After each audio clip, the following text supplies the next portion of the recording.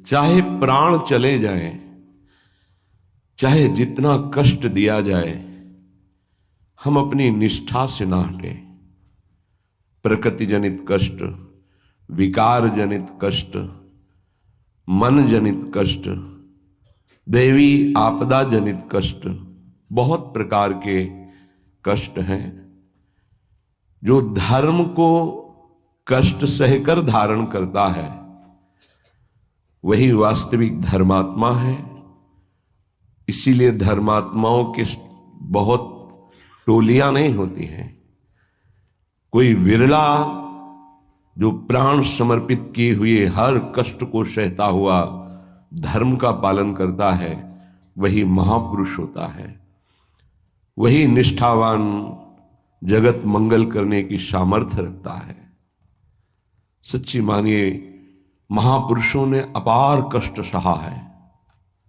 जब उनके पावन चरित्रों को पढ़ो तो अपनी भक्ति का जो भाव है वो बहुत ही लघु और सारहीन लगता है कि हमारे में कहाँ भजन है, वो कहाँ है वो निष्ठा हमारे अंदर। प्राणों को पुष्प की तरह न्यौछावर कर दिया अपने धर्म पालन के लिए, अपनी उपासना के लिए, अपनी निष्ठा के लिए प्राणों की आहुति दे दी और आह नहीं किया और जय ही मनाया, आपकी जय हो। हे प्रभु, आपका ये जो विधान है ये मुझे परम मंगल सुखदायी है। मतलब दिमाग कहाँ नहीं करता। जब महापुरुषों के चरित्रों का अवगाहन करो तो रोने की सिवा और कोई रास्ता नहीं दिखाई देता। क्यों हो ऐसे महान कष्टों को गले लगाकर मुस्कुराते हुए प्राणों की आहुतियां दे दी केवल धर्म के लिए। इतिहास भरा हुआ है ऐसे महापुरुषों से। हम उपासना के मार्ग में चलते हैं, थोड़ा भी कष्ट नहीं सह सकते।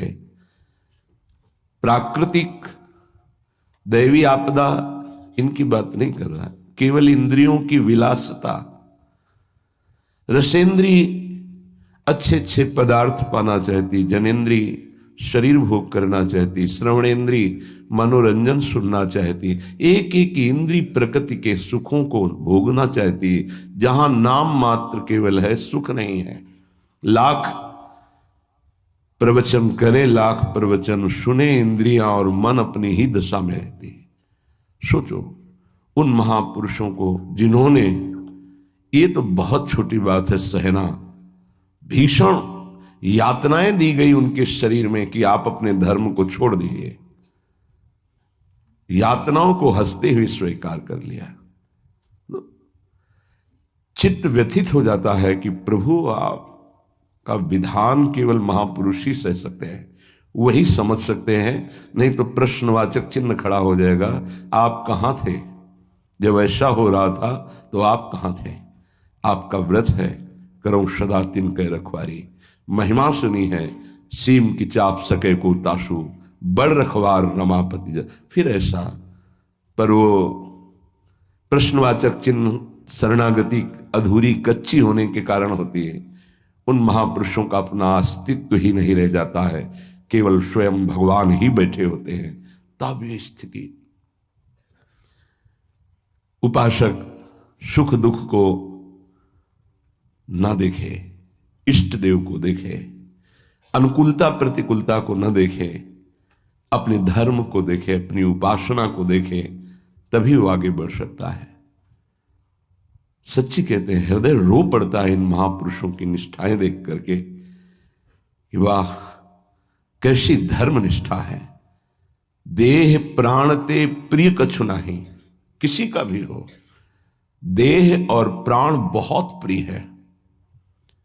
लेकिन इन महापुरुषों ने, गुरुजनों ने देह प्राण की किंचन मात्र परवाह नहीं की धर्म के लिए। हम छोटी सी वस्तु भोजन, छोटे से इंद्रियों के भोगों के लिए अपने धर्म का त्याग कर देते हैं। और महापुरुषों ने अपने प्राणों का त्याग कर दिया, लेकिन धर्म नहीं त्यागा। ये जब तक निष्ठा नहीं आती तब तक हम अपने आराध्य देव के प्रताप, महिमा और उनके प्यार को नहीं समझ सकते। अनुकूलता को, सुख को, सम्मान को तो कोई भी कृपा मान के स्वीकार ही करेगा, लेकिन प्रतिकूलता को, अपमान को, दंड को, तिरस्कार को जो कृपा मान करके सहता है, उसे महाभागवत कहते हैं, उसे महापुरुष कहते हैं, उसे भक्त कहते हैं।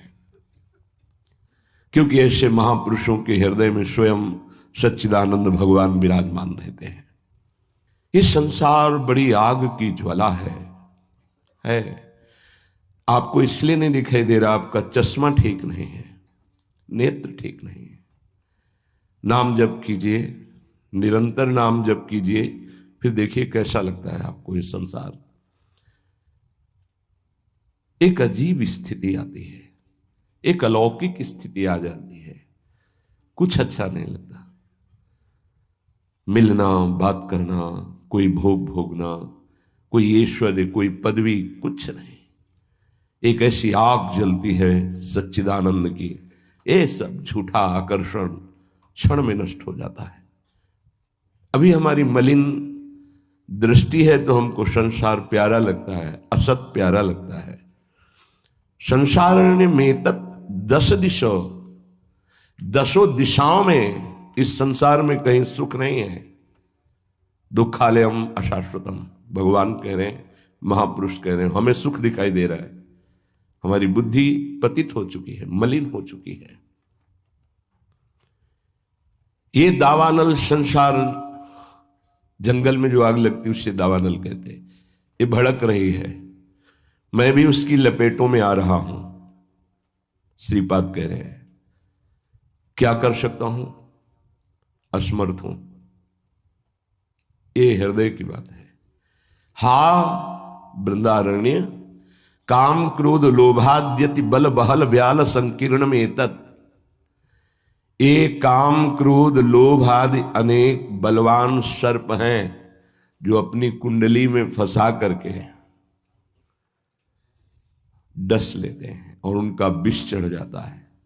कुछ तो ऐसे लील ही जाते हैं, अजगर आदि। तो लील जाने का मतलब पूरा जीवन निकल गया काम चेष्टा करते हुए, समझ ही नहीं पाए। पूरा जीवन निकल गया लोभ धन की प्राप्ति के लिए, समझ ही नहीं पाए। सुखी वही है जिसने भगवान नाम का निरंतर स्मरण प्रारंभ कर दिया। वो सुखी, वो बेचारा। तुम्हें लगता है वो सुखी, बेचारा है। थोड़ी देर अगर उसके मन में अपने मन को मिला के देखो तो पता चलेगा उसका मन कितना जल रहा है, कितना दुखी है, कितना वासनाओं से गंदा हो चुका है। और शरीर छूटेगा तो बैंक बैलेंस यही रहेगा, वो गंदगी ढो के अगले जन्म में भोगेगा जाके। हा माने ये असमर्थता का सूचक है। हा वृंदारण्य किम कुर्मः, मैं क्या करूं, कुत्र यामो, कहां जाऊं, आपकी शरण ले लिया हूं। ये काम क्रोध लोभ आदि ये हिंसक पशुओं की तरह हम पर टूट पड़े हैं। या ब्याल, वहल ब्याल संकीर्ण में तत्, इन्होंने हमें फंसा लिया है। देखो महापुरुष ये निर्विकार हैं, ये हमारी स्थिति को भांप कर बोल रहे हैं ऐसा। ये काम क्रोध लोभ आदि ये ब्याल सर्प की तरह मुझे अपने में बांध लिया है। जब सर्प बांधता है तो प्रतिपल वो अपने पाश से कसता जाता है, उसकी हड्डियां चूर चूर होती जाती है, फिर वो उसे निगल जाता है। ऐसे ही काम क्रोध लोभ मोह मद मत्सर ये ब्याल की भांति हमको फंसा चुके हैं। हम असमर्थ हो चुके हैं और हमको डस लिया है, इसलिए जहर चढ़ गया है। मेरे को कोई झुका नहीं सकता, मैं धनी हूं, ऐसे न जाने कितने जहर की तरंगें उठ रही। कहां जाऊं, क्या करूं। हे हरि हे वृंदावन धाम, आपके सिवा मुझे कोई शरण में स्वीकार नहीं कर सकता। पक्का कोई स्वीकार नहीं, सब स्वार्थ के वशीभूत है, सब असमर्थ हैं। कौन मेरी रक्षा कर सकता है? क्योंकि अगर किसी को पुकारूं कि मेरी काम से रक्षा कर दो तो खुद काम से पीड़ित है। किसी को कहो कि मुझे क्रोध और मद से हटा दो, बचा लो, तो इस संसार में कोई नहीं बचा सकता। दो ही हैं बचाने वाले, हरि या हरि के प्रेमी जन, दूसरा कोई नहीं।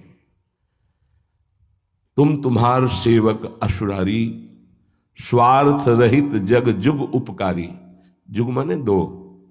स्वार्थ रहित अगर कोई उपकार कर सकता है, मुझे बचा सकता है, तो भगवत प्रेमी महात्मा या स्वयं श्री भगवान।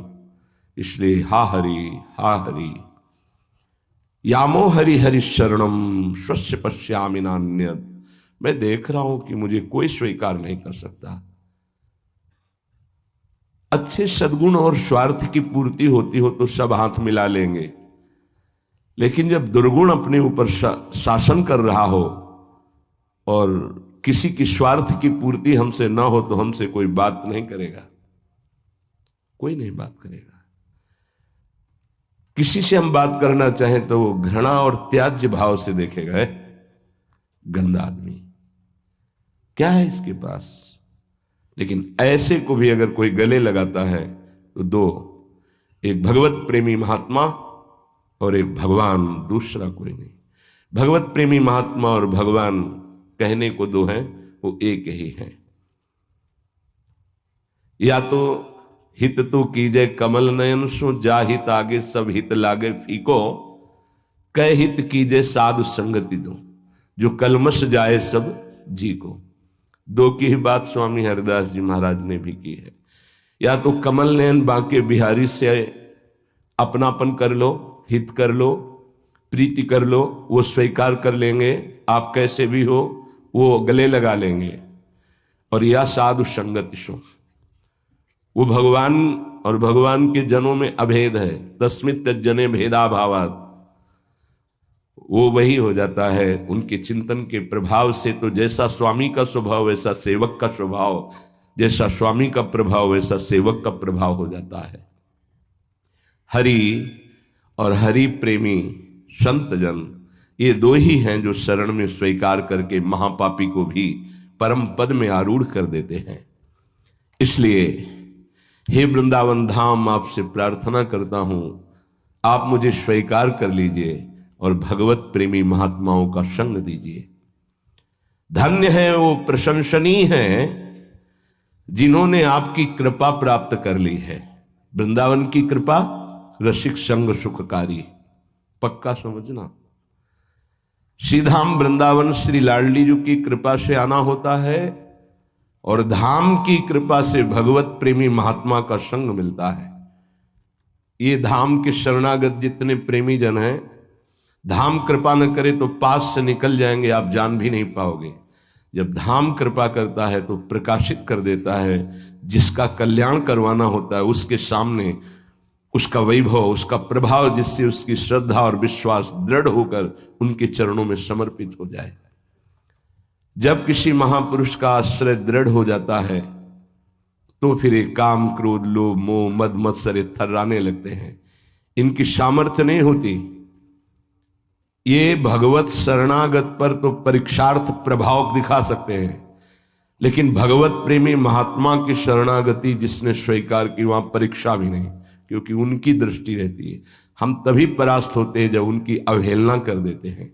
महापुरुषों की अवहेलना ही काम क्रोध लोभ आदि को आक्रमण करने का अवसर देती है। यदि हम महापुरुषों के अधीन वृत्ति रखें तो काम क्रोध आदि की वृत्ति का प्रवेश भी नहीं हो सकता। बड़ी सामर्थ्य है भगवत प्रेमी महात्माओं के सानिध्य में, सच्ची बात मानना। क्योंकि अनंत महिमा युक्त प्रभु का नाम, प्रभु के चरणारविंद का आश्रय दृढ़ होता ही उन्हीं से है। भजन न होई संग बिनु, भजन बिना नहीं प्रेम।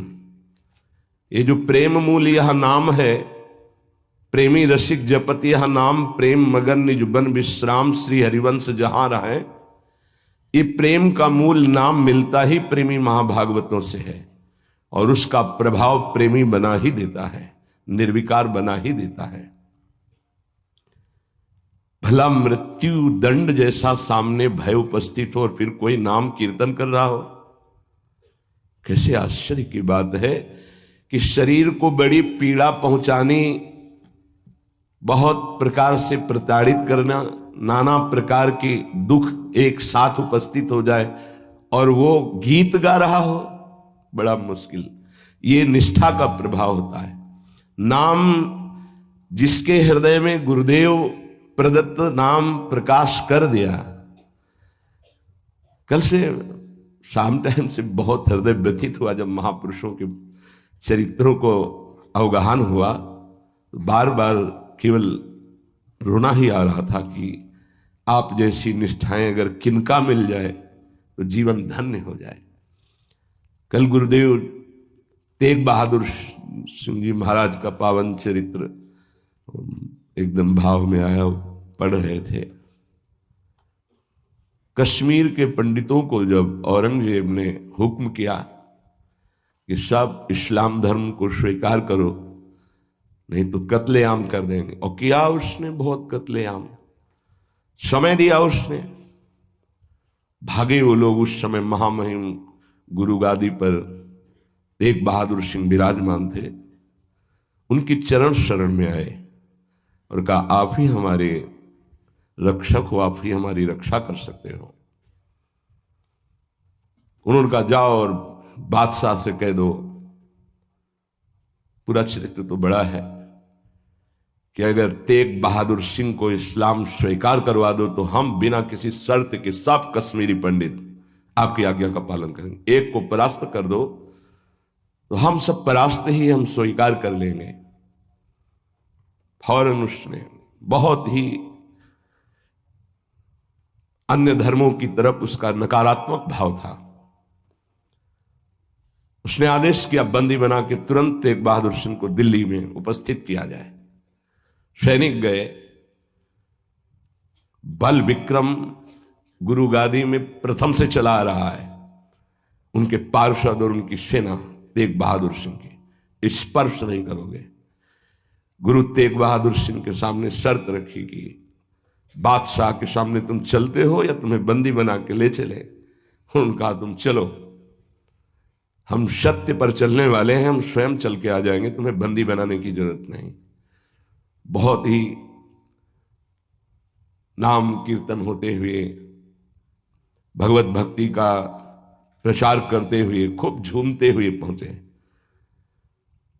बादशाह ने तत्काल उनको काबू में किया, देखा कि अब वो तो अपने वैभव के साथ बंदी बना लिया, और कहा हमारे धर्म को स्वीकार करो। तो उनका दुनिया में यदि एक ही धर्म चलाना होता तो भगवान ने अन्य धर्मों की स्थापना क्यों की? इसका मतलब है अपनी अपनी जगह अपने धर्म का पालन करना परम कर्तव्य है। तो तुम अपने धर्म में मुझे कैसे बदल सकते हो? तुम्हारी सामर्थ्य नहीं है। बड़ी कष्टप्रद परिस्थिति प्रकट की उसने, बहुत ही क्रूर कर्मी, एक नहीं बहुत महापुरुषों को बहुत प्रकार से दंड दिया है इसने। एक लोहे के पिंजड़े में गुरु तेग बहादुर सिंह को बंद कर दिया। सैनिकों को, उसके पास अपार सैन्य बल था, तत्काल बंदी बना लिया गया। बहुत दिन तक उनको प्रताड़ित किया गया लोहे के पिंजड़े में, बहुत तरह से। हर बार वो उनसे जब पूछते, अगर आप स्वीकार करें तो जो पद कहे, मैं अपने राज्य का बादशाह था मैं दे सकता हूं, अगर नहीं स्वीकार करते तो परिणाम तुम्हें भयंकर भोगना होगा। तो उन्होंने हंसते हुए कहा कि प्रभु ने जिस धर्म में मुझे स्थापित किया है, तेरी सामर्थ्य क्या है? कड़वे ही शब्दों से, तेरी सामर्थ्य क्या है कि मुझे परास्त कर सके? और उस समय उन्होंने पद गाया, भाई मैं धनु पाइयो हरि नाम, मन मेरो धावन ते छूटियो, करी बैठो विश्राम। भाई मैं धनु पाइयो हरि नाम, माया ममता तन ते भागी, उपज्यो निर्मल ज्ञान। लोभ मोह यही परसि न साके, गही भगति भगवान। भाई मैं धन पाइयो हरि नाम। देखो, भीषण प्रताड़ना, कष्ट, मृत्यु भय उपस्थित, और वो गा रहे कि हे भाई मैंने हरिनाम रूपी परम धन पाया है, मन मेरो धावंते छूटियो। अब मेरा मन कहीं भाग कर नहीं जाता, दौड़ भाग खत्म हो चुकी है। करी बैठो विश्राम, अब तो नाम में विश्राम पा गया है। इस तन को पीड़ा पहुंचाई जा सकती, पर मेरा अब इस तन से कोई संबंध नहीं है, क्योंकि माया भाग गई है नाम के प्रभाव से। तन से कोई ममता नहीं रह गई। उपजियो निर्मल ज्ञान, इसी नाम के प्रभाव से निर्मल ज्ञान का प्रादुर्भाव हुआ है। लोभ मोह यही परसी न साके, गही भगति भगवान। कोई भी तुम प्रलोभन दो, हम मेरे मन को नहीं लुभायमान कर सकता, और कोई भी भय दो तो अब मेरे शरीर का मोह नहीं, क्योंकि मेरे हृदय में भगवान की भक्ति जागृत हो गई है। जन्म जन्म का संसार चूका, रतन नाम जब पाइया। तृष्णा सकल विनाशी मनते, निज सुख माहि समाइया। जन्म जन्म हो गए भटकते हुए, अब कोई संशय नहीं रहा। मुझे नाम रूपी रतन मिल गया, सब संशय खत्म हो चुके हैं। जीने की भी तृष्णा खत्म हो चुकी है, सकल वासना नष्ट हो चुकी है। मेरा मन निज सुख में समा गया है। जाको होत दयालु कृपा निधि, सो गोविंद गुण गावे। कहु नानक इह विधि को संपे, को गुरुमुखी पावे। कह रहे जिस पर भगवान दयालु होता है, कृपा निधि होता है, वही भगवान के नाम गुण को गा पाता है। नानक साहब कहते हैं अब कोई संशय नहीं, कोई इच्छा नहीं, क्योंकि गुरु को समर्पित हो गया और गुरु मुख से नाम पा गया। ये बहुत बड़ी उपलब्धि है। अब इसका परिवर्तन नहीं हो सकता। कोई संशय नहीं रहा, कोई मोह ममता नहीं रही। हमारे हृदय में नाम विराजमान है। मेरा मन सुख सिंधु में समा गया है। हरि के नाम बिना दुख पावे, भगति बिना सहसा नहीं चूके। गुरु यह भेद बतावे, हरि के नाम बिना दुख पावे। अगर गुरुदेव का आश्रय नहीं हुआ, गुरुमुख से नाम नहीं मिला, तो हृदय में भक्ति नहीं आएगी। भक्ति नहीं आई तो जीवन व्यर्थ चला जाएगा। जिसकी जिह्वा पे नाम नहीं है उसी को दुख व्यापता है, जिसकी जिह्वा पे नाम है उसको कभी दुख स्पर्श कर ही नहीं सकता। कहा भय तीरथ व्रत किए, नाम शरण नहीं आवे। जोग यज्ञ निफल तिहि मानो, जो प्रभु जस बिसरावे। क्या हुआ? आपने तीर्थ कर लिया, तपस्या कर लिया, दान कर लिया, लेकिन तुम नाम की शरण में नहीं हुए, नाम नहीं जप किया, भगवान के यश नहीं गाए, तो जोग यज्ञ तीर्थ याटन सब बेकार हो गया। मान मोह दोनों को परिहरी, गोविंद के गुण गावे। कहु नानक विधि को प्राणी, जीवन मुकुट कहावे।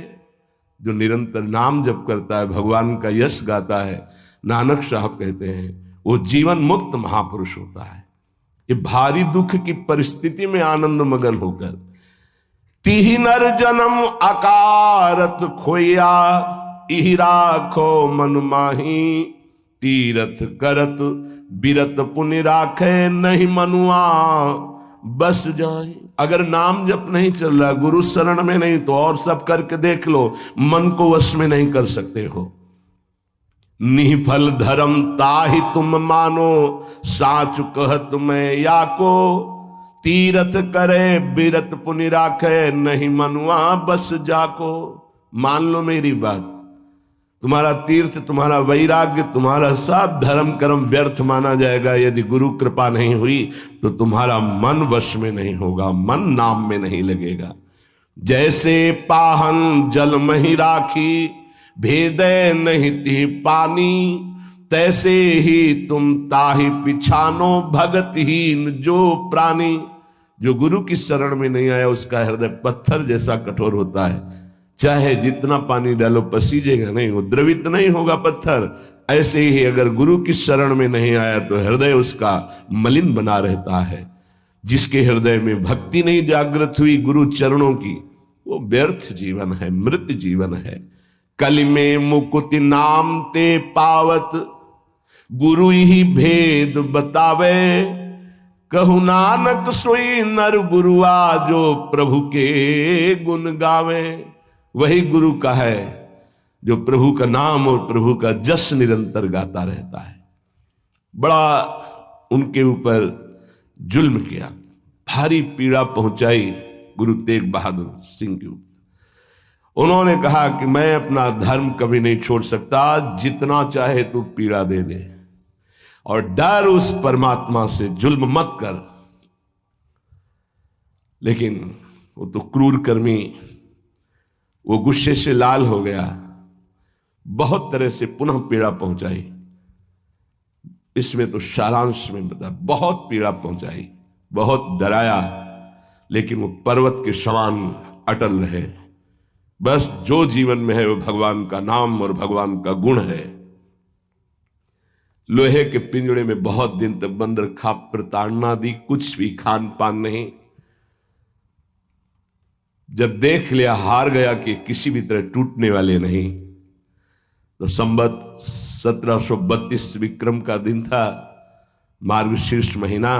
उनको पिंजड़े से निकलवाया और कहा तुम्हारी इच्छा क्या है अंतिम। उन्होंने स्नान की इच्छा जागृत की, और एक बट वृक्ष था उसके नीचे बैठे और गुरु साहब का ध्यान करते हुए, जपुजी नाम का उनके यहाँ, उसका पाठ किया और ध्यानस्थ हो गए।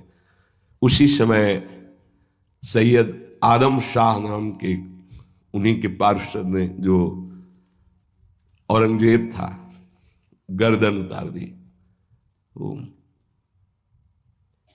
इन महापुरुषों ने या और भी धर्मावलंबी महापुरुषों ने बहुत कष्ट सहे। सोचो जरा, अगर ऐसी थोड़ी सी भी बात प्रतिकूल हो जाती है तो भगवान पे संशय कर लेते हो। जरा इन गुरु साहब महापुरुषों की बात जरा ध्यान देकर देखो।